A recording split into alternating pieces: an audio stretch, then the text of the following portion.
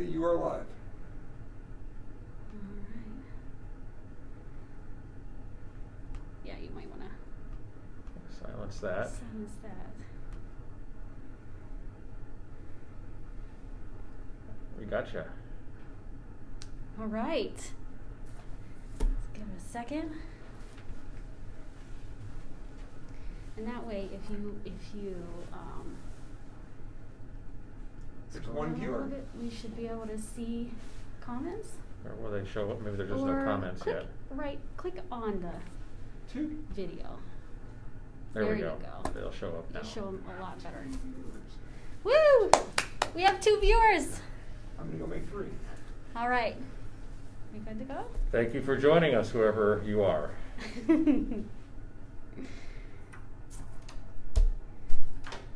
All right. Welcome everyone to the second video of our emergency alert notification series of videos. I'm Stephanie Miller. I'm the communications coordinator with emergency management. This is Robert Rowley. He is our director. So I'm going to let Rob start out with a little bit of history about the emergency alert system, otherwise previously known as the emergency broadcast system. Yes, and it was actually previously known as something else. And let's get into it a little bit. This is the system that if you are Generation X or older, maybe even millennials can get in on that a little bit. This is what you remember seeing, the test alerts going out over the radio and the television. And when I was growing up, it was, this is a test of the emergency broadcast system. And now from time to time you hear it, this is a test of the emergency alert system. And these all mean things because the system that you see currently used, the emergency alert system, actually dates all the way back to 1951. That was the date that was determined that the United States did not have an effective means to communicate with the general public across the country in any rapid way in an emergency. In particular, back then, a nuclear attack from the Soviet Union. And so in 1951, they developed a system called CONELRAD, which was an acronym that stood for the Control of Electromagnetic Radiation, and that made the acronym CONELRAD. A little bit weird, but that was the name of it back then. And this was basically a daisy chain of radio stations across the United States that in an emergency, they would flip over to the frequencies of 640 and 1240 on the AM dial, and then they would broadcast emergency information on that. Now, there was a lot more to it, but essentially that's how it worked. And that system was in place for about 12 years. And during that time, if you look at radios that were manufactured between 1951 and 1963, you can look on the AM dial and you usually see a little civil defense triangle above the station 640 and 1240 on the dial to remind you that in an emergency, those were the radio stations that you would tune to. And so back in the days when they would set off the air raid sirens, the siren would go off, and that would tell you to go home or go into your car and tune to your CONELRAD station to listen for emergency information. So, as I said, that lasted for about 12 years until 1963, and they did away with CONELRAD and they replaced it with the emergency broadcast system. And the big change there was they added television. It wasn't just radio stations anymore, they added television to it. And they hooked up the key television and radio stations up through a teletype network, which is basically a typewriter that receives a signal and then it types out a message.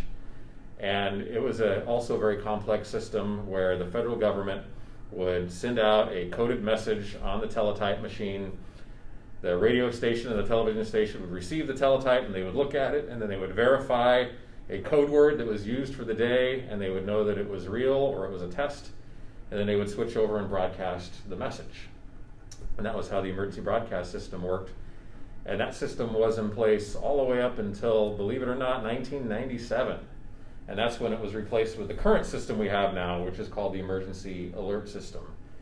And really the only difference was it still used radio and television, but it started using different technology to allow messages to be more easily sent to radio and TV stations, and trying to eliminate as much of the human error as possible, because in the previous systems it all required a human being to be present at the radio station or the television station to authenticate the message and then switch the broadcast over to broadcast it.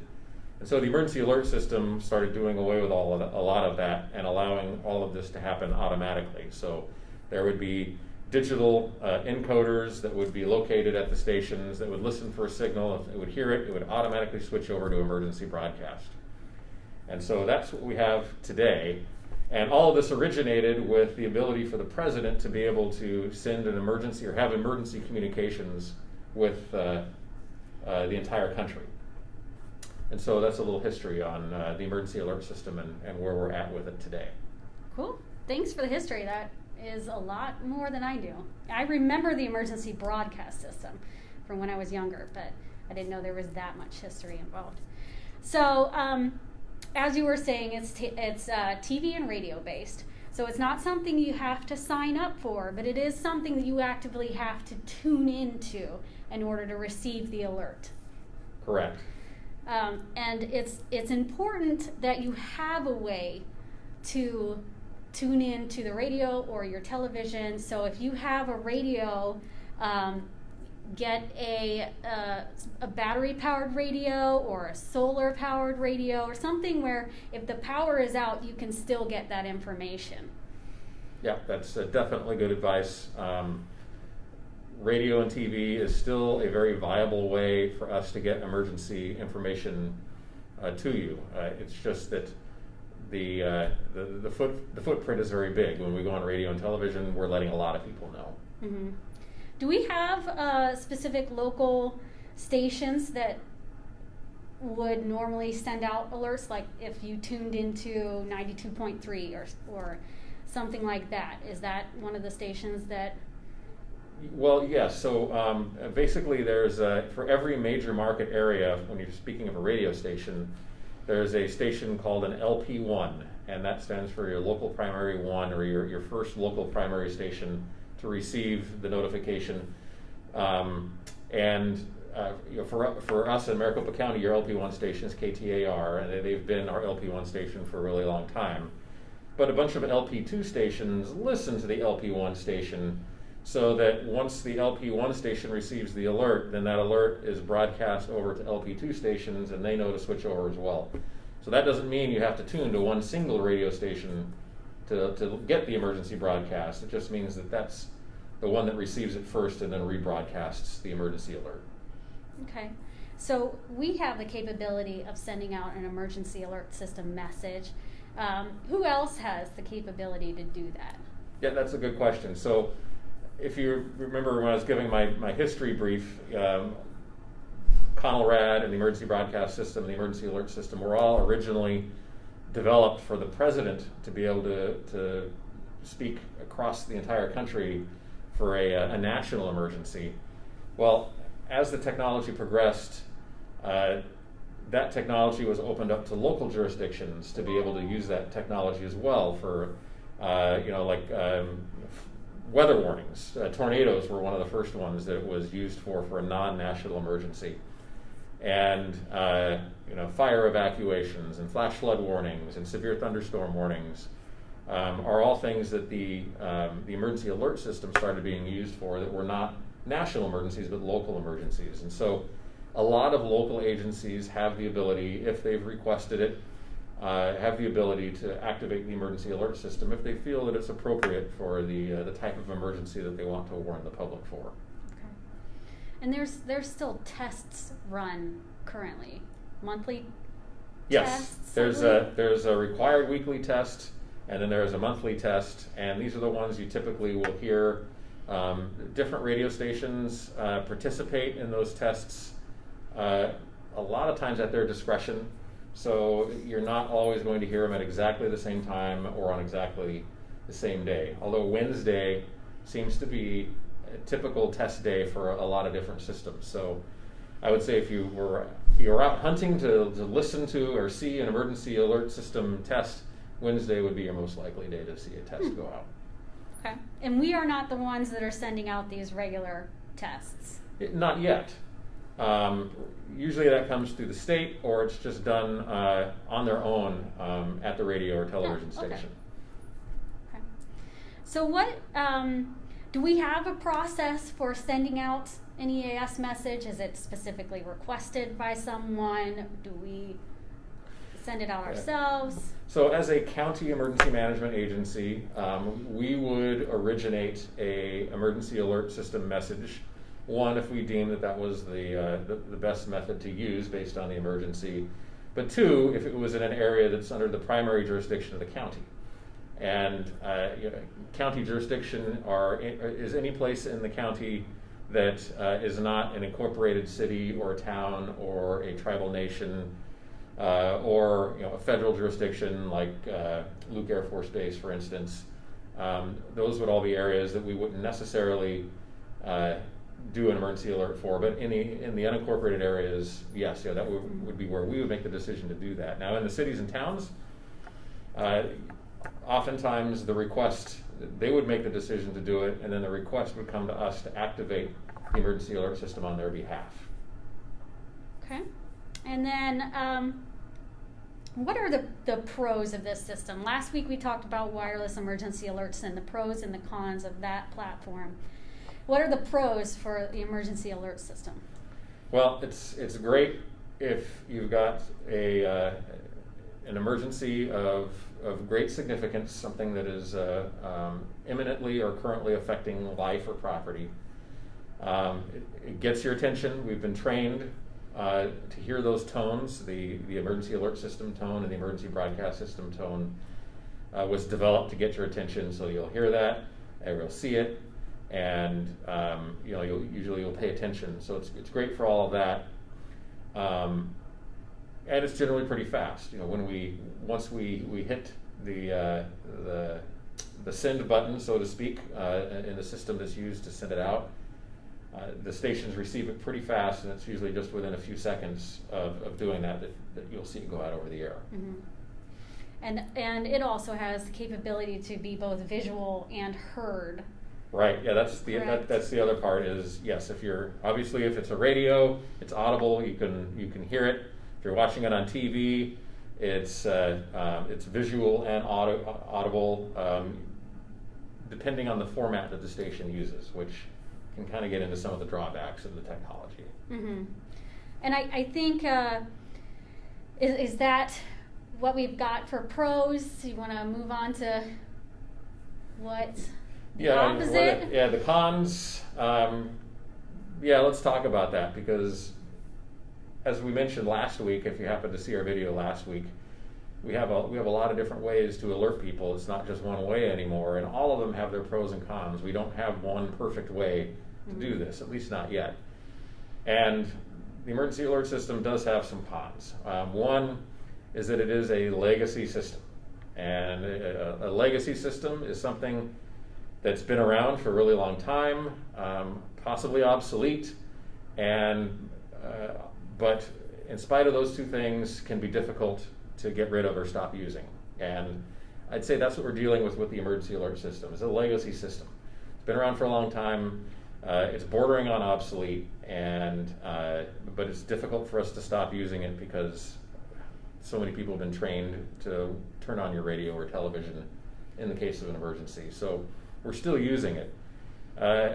Another con is that a lot of participation in the emergency alert system is voluntary. So only your LP1 TV or radio broadcaster is required to actually rebroadcast certain messages, and the rest of the stations are all voluntary. So just because you have it on a given radio or television station, it doesn't mean if an emergency alert is sent that you're necessarily going to hear it or see it on that radio or television station. Another con, and we discovered this during the Ocotillo fire just recently, just a few weeks ago, as a matter of fact. We had some imminent evacuations occurring, and that was a very rapidly developing situation. A lot of fast changing information, very fast moving fire, And I think at some point we had around 1,000 homes that we had to evacuate up in that area. And so we wanted to use every means we had at our disposal to let everyone know in that area that it was time to evacuate, it was time to go. And so we used wireless emergency alerts, and we also used the emergency alert system, as well as a local opt-in alert system was used as well, and that's something we're going to talk about in another system that we're going to talk about in later installments of this series. But something we discovered when we sent the emergency alert system out was that depending on what station you were listening to or what TV station you were watching, depended on what kind of message you saw. Some of the TV stations truncated the message, so all you saw was the alert screen pop up, and it said evacuation Maricopa County, and there was nothing else. It didn't go to any other screens to give you any more information. There was no scrolling message across the bottom, and there wasn't any audio in the background. In other stations, they had that screen and they had audio in the background to tell you what was going on if you had your TV turned up to hear it. And other ones did the full thing. They broadcast the full message, and it went as it was supposed to. But it was really dependent on what station you were watching. So that was very frustrating for us, and we learned very quickly that there were some issues with our local broadcasters and in how they rebroadcast the message that we sent out to them. So that was a con. And this is something, if you're wondering, this is something that we are working on right now with all the different radio and television broadcasters. And remember, that also includes cable, that includes satellite, that includes broadcast over the air. There's a lot of entities there that we have to work with to try to get them all on a standardized response to when we send out an alert. And this is a system that for the most part is voluntary on their behalf. So a lot of moving parts to that, a lot of work to be done to fix it, but as I said, it's a legacy system. It's still viable. We still want to use it. We just need to get it working a little bit better. Right. And again, a repeat from last week, but that's exactly why we have multiple different ways to alert you in an emergency. Just in case where there is some gap in one platform, another platform will fill that in. Like with what happened during the Ocotillo fire, there wasn't enough information there somehow. For some stations, it just got cut down, but we still had the wireless emergency alert go out, which directed you where to go to get more information. Yeah, that is also a very good point, and that's the situation we're in now. Is that we have various methods to use to alert the public. We kind of have to use them all in a lot of cases. Mm-hmm. Although we have opted for very localized emergencies, at least at this point, not to use the emergency alert system until we can get the system better corrected to make sure complete information goes out. So if you see evacuation Maricopa County, you'll be able to keep looking at it and see that, yes, Maricopa County in the Cave Creek area, which was what we were dealing with during the Ocotillo fire. Mm-hmm. So we kind of went over what we learned. Is there any final comments that you have or any questions that we can answer? Well, we do have some questions here, which let's scroll up here and get to it. First is, who decides when a message goes out? This is from Ron, and that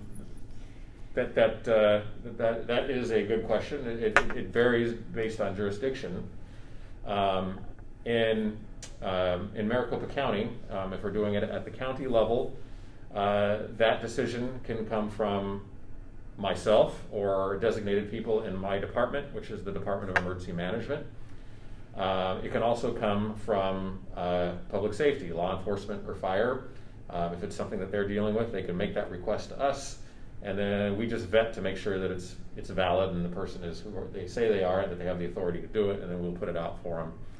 And then we have asked all of the jurisdictions, all the cities and towns in Maricopa County to give us several names for each of their jurisdictions, who is authorized to send an alert out for their jurisdiction. And so we maintain that list to make sure that it's an authorized person and that the message is going out the way they want it to.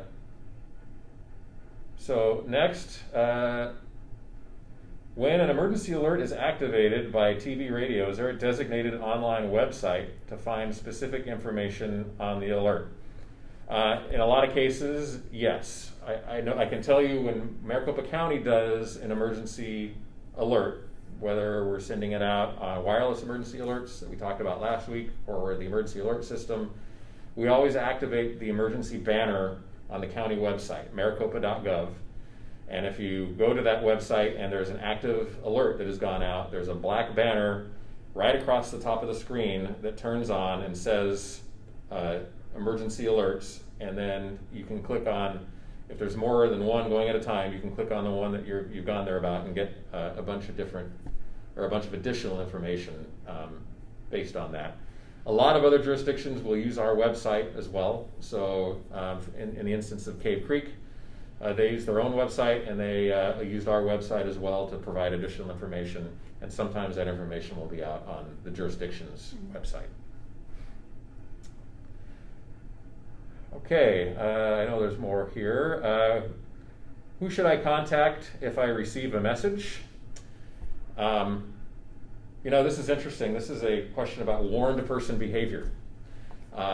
Something that psychologists and psychiatrists have studied is, what do people do when they receive an emergency notification? And your question fits right in with that, which is most people do not follow the instructions the first time they hear an emergency message. What the first thing they do is they confirm it with a source that they trust.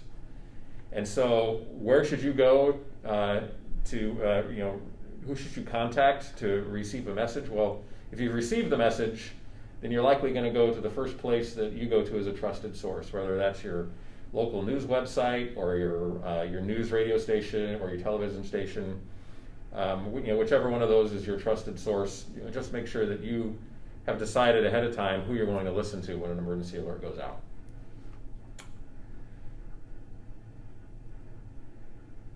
All right, somebody gave us a compliment. We are very stylish. Thank you, Mary. We appreciate that. Boy, this one's long. I don't know if I can read this without having an uncomfortable pause in the broadcast. We'll just read it out. We had an emergency message that went across our TV screen last night, but we're never able to find out any information. We assumed it was a mistake or a test, although it didn't say that on the message. Is there a way to get more information when we see a message like that next time? Well, you can certainly always contact our department, the Maricopa County Department of Emergency Management, and we can validate whether or not that message was sent out by us. And I can tell you right now in Maricopa County, we are the only jurisdiction that sends out an emergency alert system message, with the exception of the Weather Service. Only the Weather Service sends them out as well. And so if it's not a weather-related alert, then it would likely be coming from us, and then we can check to see if we did it.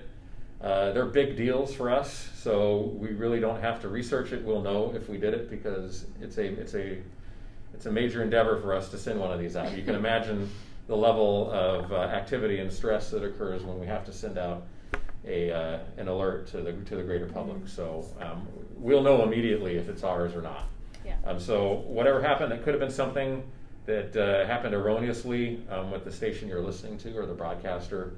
That happens from time to time. There's still a human interface, and anytime there's a human interface with something, there's going to be a mistake every now and again. But that was not from us. The one you are talking about was not from us. We did not do that one. So it may have just been a mistake or an accident from the station you were watching. All right. I think that's all of the questions that we have that have come in for us. All right. I don't have anything else. All right. So next week we're talking about the Community Emergency Notification System, otherwise known as SENS. That is a kind of a reverse 911 type of system. It's an opt-in system that generally you have to voluntarily sign up for. But we'll talk about that next week, why you would want to do that, and why it's helpful, and why it's also another viable part of our multi-tiered system of public alert and warning that we deal with at least in our current day and age. All right. Thank you very much for tuning in, everyone. If you have any more questions, please put them in the comments and we will write you back to answer those. All right, and this will be rebroadcast with closed captioning on for anyone that needs to read through to follow along.